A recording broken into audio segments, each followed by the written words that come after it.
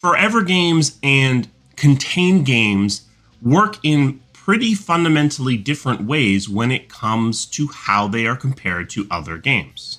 And if this is a competition, the self-contained games come out way ahead because they have a lot lower of a hurdle to get over. I'm Mark Darrah. I've led both very successful self-contained games, the Dragon Ages, and a much less successful supposedly forever game in the case of Anthem. A forever game is a game that is intended to be played forever. Most of these are live service games like MMOs or looter shooters, but you also have games like Skyrim that are intended to turn into these background experiences for the players. When I am trying to get you to pick up my forever game, what I have to think about is the fact that I'm not competing against that other forever game at its day of launch. I'm not competing with WoW at the day it came out. I'm competing with WoW at the last moment that the prospective player played that game. That game got better after its launch for that player. Even if they're not playing it any longer, that experience improved for them, hopefully, over the time that they played it. So you need to look at your competitive game at its last moment of realistic playtime. If player counts for that game fell off a cliff for some reason, then back up from there. If people are still actively playing League of Legends, then you're basically competing with that game today. And in that case, it's even tougher because not only are you competing with a game that's improved since launch, not only are you competing with a game that's had millions of dollars of additional investment in it, you're also competing with the inertia of the fact that people have already integrated this game into their day-to-day life. They already have a habit built around this game. They already have a social circle built around this game. So in that case, it's not just that you're trying to be as good as this other game, because as good as this other game means their default reaction is just to continue playing the game they're already playing. You need to be better enough than that game to make it be worth the while of going to all the trouble of switching. They need to buy this new game. They need to convince their friends to come along with them. They need to relearn this game. They need to re-level up. There's a lot of barrier to switching between two live services. But even if I've already set that other live service aside, the fact that I played it for so much longer has anchored a perception of what this kind of game is supposed to be like that this new competitive game has to overcome. One of the reasons we see a lot of live services failing so dramatically recently is because companies have forgotten this or didn't know it in the first place and are thinking this live service only needs to be comparable to this other live service, doesn't need to dramatically beat it. This game can compete with that game at launch, but neither of those things are true. Your live service needs to be strong enough, magnetic enough to be better than the game it's competing against as it exists right now, not at launch. It needs to be strong enough and magnetic enough to pull people away from an experience they are presumably already enjoying. A self-contained game is a game that is intended to be purchased and played and completed and then set aside. Not necessarily right away, but eventually. And in terms of how they get compared to other games, they live in a totally different world. I think the best way to think about this is with an analogy. You've had a hamburger better than a McDonald's hamburger, and yet you might still pick up a McDonald's hamburger. Because the experiences are self-contained, they can exist on their own. They get compared to other games. They can be measured against other games. But because the experiences are self-contained, because you buy a Witcher, play it, and finish it, maybe play it again several times, but eventually you have played it enough and you set it aside. Another RPG that might be very similar to The Witcher can come along and you might play it and enjoy it as well, even if it isn't as strong as The Witcher.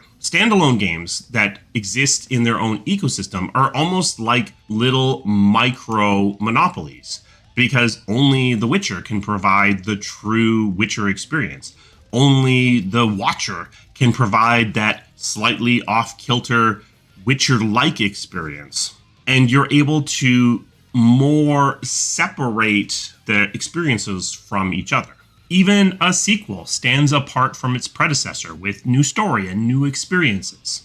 Obviously, we're still competing for time. If The Witcher and The Watcher come out on the same day, that other game that isn't quite as good as The Witcher is going to get destroyed.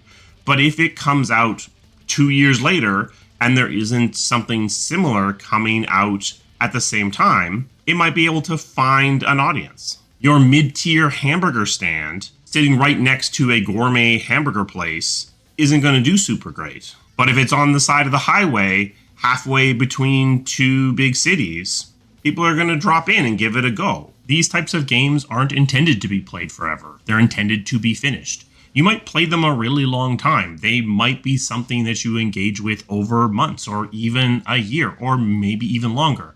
But the intention is that you are eventually going to set them aside.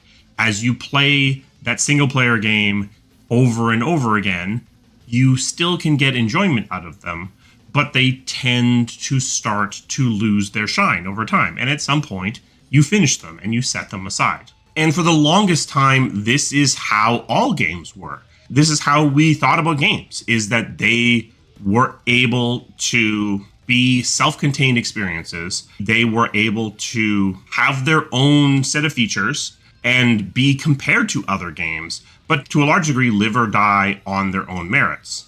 If your hamburger stand gives people food poisoning, then you're probably not going to last very long. But if your hamburger stand puts sweet corn on the hamburgers, some people might find that interesting, and maybe you gain a following. Thinking this way about games, that they were semi-self-contained experiences that didn't necessarily need to beat the other games, but more needed to be comparable in a semi-favorable light to those other games, is one of the big reasons why we've seen some really big games stumble recently. Because those games were intended to be forever games. They were intended to be games that were becoming habitual experiences for people. To go back to the restaurant analogy, if I'm opening up a hamburger stand or I'm opening up a quirky little restaurant, I can potentially find an audience just by being different, because people are constantly looking for new experiences in the realm of food. If I'm opening up a place that sells everyone's daily coffee, that's a bit trickier, because now we're into forever places. Starbucks wants to be your forever restaurant. They want to be the place you go every single day. If I want to compete with Starbucks, I need to be able to draw you away from your last experience of Starbucks. And your last experience of Starbucks might have been this morning. So I need to beat Starbucks as it exists today. But I don't go to most restaurants every day. I don't play most games every day. And of course that does happen. There are little mom and pop coffee shops that do get people going to them every day. The analogy does fall apart here a little bit because restaurants are a different business than video games.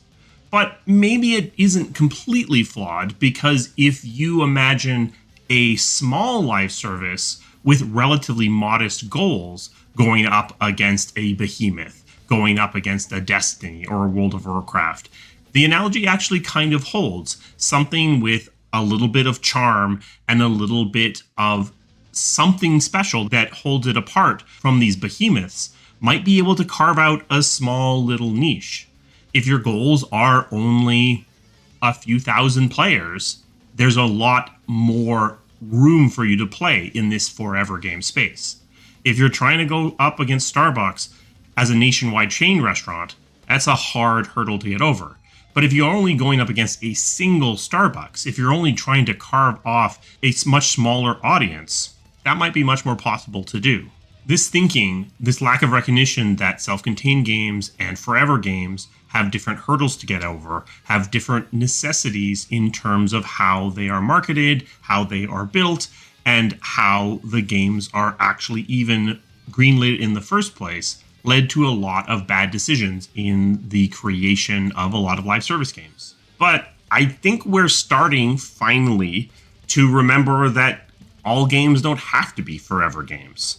And hopefully we don't make the reverse set of decisions as we come out of this thinking, as we start to appreciate the development of standalone games that are designed to be experienced on their own merits. Hopefully we don't take the lessons of the forever games back with us and lead to overspending on development, lead to over-engineering our solutions, when all people are really looking for is a hamburger with some sweet corn on it. A special thanks to my members. They provide the resources that this channel needs to keep running.